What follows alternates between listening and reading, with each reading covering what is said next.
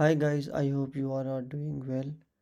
So if you are using Getx state management for your Flutter application, so you may facing that type of error in your app, like whatever the controller, like controller not found, and you just need to call a get dot put, or you just need to register dot in the way like get dot lazy put.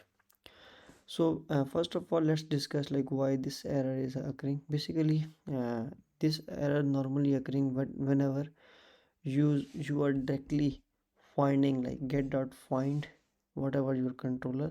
For my case, like I am using register customer controller, so get dot find.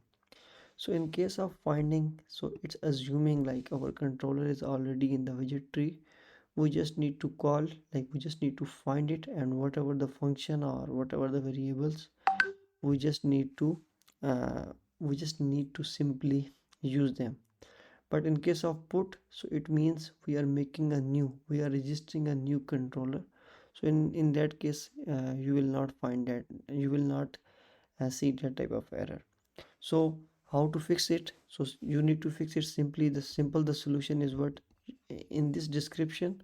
You can also find a solution, but the simple solution is what you just need to make another and dot file, that is like a binding file. So for my case, I am making register customer binding dot. So where just you just need to make the class and extend with the abstract class of binding, and in that file you just need to do the get.lazyput, where the same thing is written in the description of error as well, and you just need to do the register customer controller. After that, like you just need to go to the routes. For my case, I'm using name routes. So here we have a property of binding, so you just need to write the binding property, and after the binding property you just need to declare whatever your binding class.